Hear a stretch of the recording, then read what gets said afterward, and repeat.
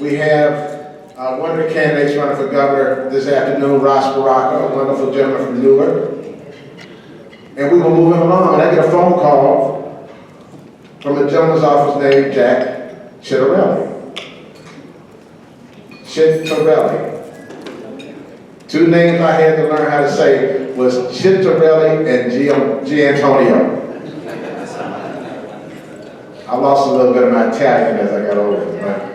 Yeah, I'm part Italian, right? Part Italian, part black, part Jewish, got a little bit of everything in me from America. So, as we all know, New Jersey faces a critical election this year. One that will determine the direction of our state for the next 4 years.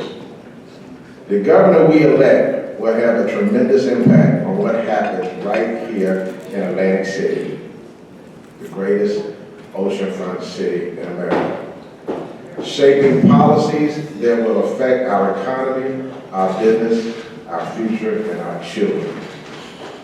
Our next speaker wants to be that governor. Jack Ciattarelli is no stranger to leadership. A former assemblyman from Somerset County, he has spent years advocating for common sense policies that support business, job growth, and economic development. In 2021, he ran for governor and came within just a few percentage points of defeating our current governor, Phil Murphy. Now he's back, determined to bring a new vision to Trenton, one that prioritizes Atlantic City and the industries that make it thrive. Jack brings a rare and valuable combination of skills to the table. He has the financial expertise of a CPA who built his own successful business, combined with the tenacity, I love that word, tenacity, and work ethic of someone who knows what it takes to lead. As he campaigns in every corner of the state, his message is clear. New Jersey needs bold, proactive leadership that understands the challenges businesses face and is ready to tackle them head on. And let's be honest, Atlantic City needs strong leadership from Trenton, now more than ever. With New York casinos on the horizon, we cannot afford to be ignored or taken for granted. Atlantic City must remain a priority, and we need a governor who is committed to making sure it thrives in the years ahead. We are grateful that Jack has taken time out of his very busy campaign schedule to be with us this morning. He understands the importance of Atlantic City, and we look forward to hearing his vision for its future. Please join me in a warm Atlantic City Business Roundtable welcome for Jack Ciattarelli.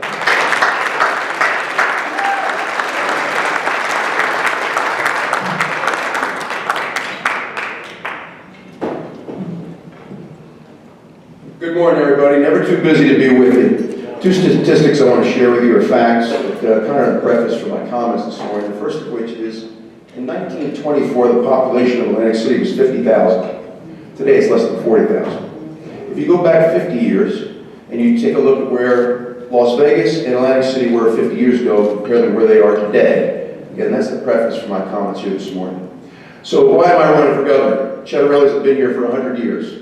My grandfather started out in the ditch for the water company, saved his nickels and dimes, bought a backhoe, a trailer, a dump truck. Within 5 years was the largest independent contractor for the water company back in the 20s and 30s. My parents owned a restaurant bar, did very, very well, worked extremely hard. My sister's in business for herself for 33 years, title search. My brother's in business for himself 38 years, auto towing and recycling. I'm a two-time business owner here in the state of New Jersey in the medical publishing field, having created jobs that still exist today.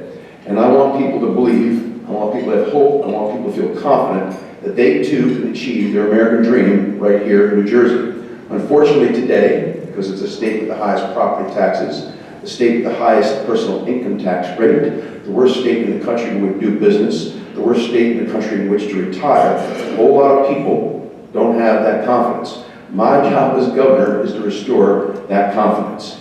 And so what I think we desperately need here in New Jersey, quite frankly, is a pro-business governor. We've had anything but over the last 7+ years.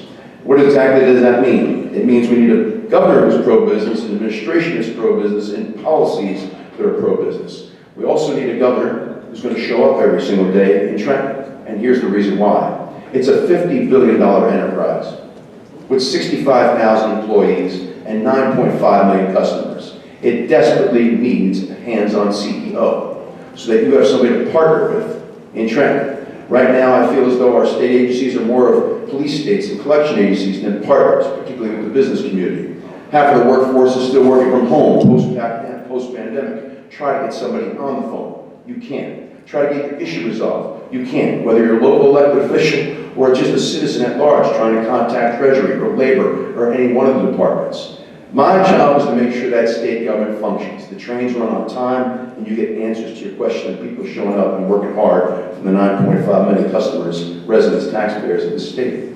As governor, what I'll do is put forth policies that make this a pro-business state. That's what I have to do on a macro level, and I'm going to get to Atlantic City in a second. But on a very, very macro level, we need to cut our business tax in half. Pennsylvania just cut its business tax from 10 to 5%. At the very same time, Phil Murphy and the Democratic-controlled legislature raised our business tax from 9 to 11.5%, the highest now in the nation. Do we expect to compete with our neighboring states or not? How is it Pennsylvania can lower its business tax from 10 to 5 while we're increasing ours from 9 to 11.5%? How is it Pennsylvania can have a 3% flat tax for individual income tax rate for all individuals? Illinois, a democratically controlled state from top to bottom, has a 5% flat tax. Pennsylvania has a 3% flat tax.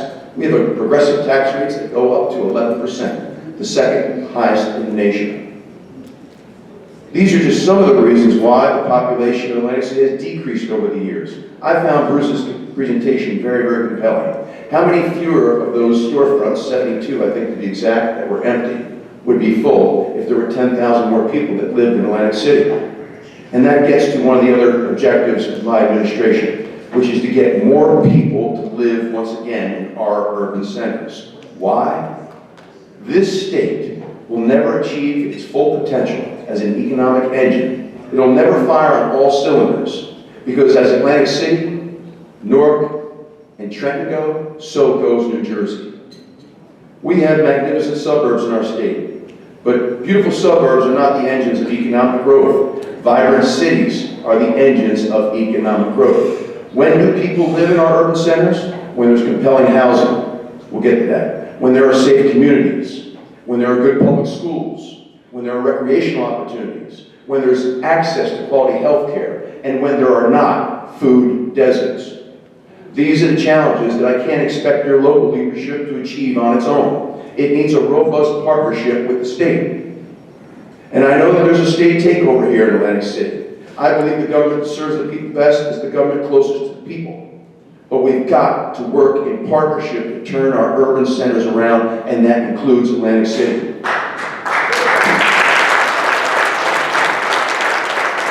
Your casino owners will be the first to admit that we have to diversify our economy here in Atlantic City. That it's dangerous when we're totally dependent on one particular industry to buoy the entire community. So what we're going to do with the creation of the Garden State Development Corporation is work in partnership with the local leaders to come into the city and work in partnership again to redevelop your city, to promote economic redevelopment, revitalization, and make it a place where people don't just want to visit for a weekend, but actually want to live here.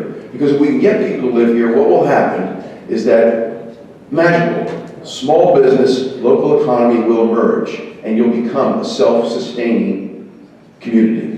One of the reasons why taxes are so very high in New Jersey is because people who live in the suburbs are, for example, paying for schools twice.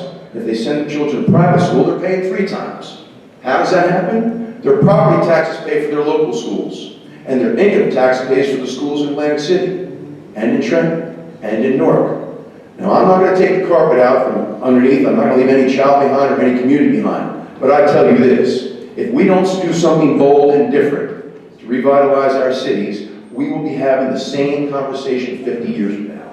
I'm not doing that. This is a conversation we had when Chris Christie ran for governor. 8 years later, Phil Murphy was having the same governor. Here we are 8 years later. I'm not having this same conversation 8 years from now. I want to work in partnership to revitalize your city.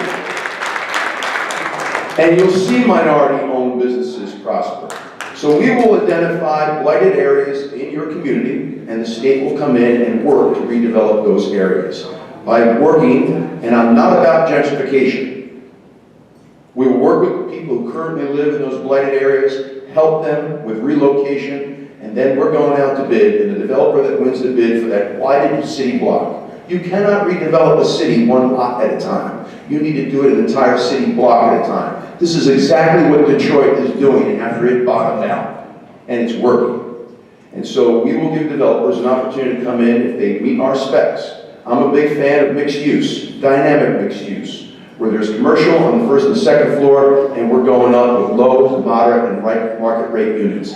I don't care for when affordable housing is isolated in a certain part of town, or that particular building is all affordable housing. I like it when we're all in there together. We've done this at a much smaller scale in places like Somerville, New Jersey.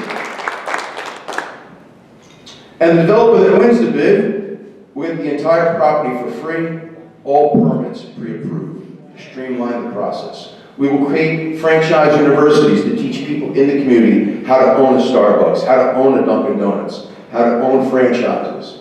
Because in this country, we build equity through home ownership, and we build wealth through business ownership. And when I talk about going up with low, moderate market rate units, I'm not just talking about rentals. One of the things that concerns me greatly across the state is there is affordable housing that's going up, but in each and every case, it's rentals. We want to give people an opportunity to own their property, not just rent their property, so they can build equity in their property. So these are some of the things that we need to do on a macro and micro scale, I think, to turn around New Jersey. I'm excited by the opportunity. I see great opportunity in Atlantic City. I see great opportunity in Trenton. I see great opportunity in Newark. And the need is desperate. Trenton, and I know this ain't Trenton, but let me make my point for a second. Arguably, Trenton is the worst conditioned state capital in the country, and the last hotel just closed its doors in Trenton. There's a storied history here. There's a storied history in Trenton. There's a storied history in Newark. We can do this, and we have to. And for those of you that are very, very concerned about climate change, this is also very consistent with sustainability measures. The more we exacerbate sprawl in our suburbs, where there is no mass transit, where there is no infrastructure, where there are no jobs, that flies in the face of those people that are passionate about sustainability. City living, which is what young people want today in particular, is very, very consistent with what sustainability is all about. So I'm excited about the opportunity that presents itself here. No candidate has ever spent as much time in South Jersey as I have. Here's the way I look at it. 564 towns, 21 counties, north, central, south, and Jersey Shore. We're all in this together. We're all equal, and we're all part of the equation of success here in New Jersey. So you don't need to worry about me not paying attention to South Jersey and Atlantic City in particular when we win this election, and we are going to win this election, I'm telling you right now.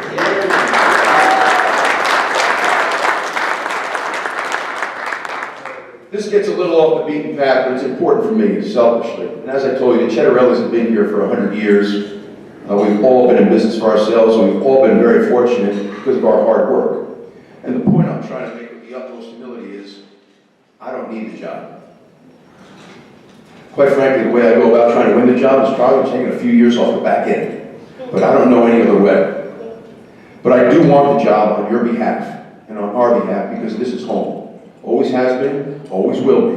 When it's all over for me, I'm going to the beach in Surf City. I ain't going to Florida. Second thing you want you to know is I'm not owned by any special interests.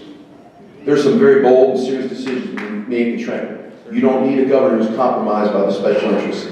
I'm not owned by any special interests. I don't disrespect any special interests, but I'm not owned by any. And the last thing I want you to know is, I don't want to be congressman. I don't want to be U.S. Senate. Okay, Jimmy has not asked me to run for president. The answer is no. And I don't want to write a book. All I want to do is fix the state of New Jersey. So you don't need to worry about me doing something that governors on both sides of the aisle have done over the last 40 years. Compromise themselves by focusing too much on trying to get to Washington, D.C. This is my final destination. and I'm excited about working in partnership with you to have New Jersey and Atlantic City achieve its full potential. It's my great pleasure to be with you this morning. Thank you all very, very much.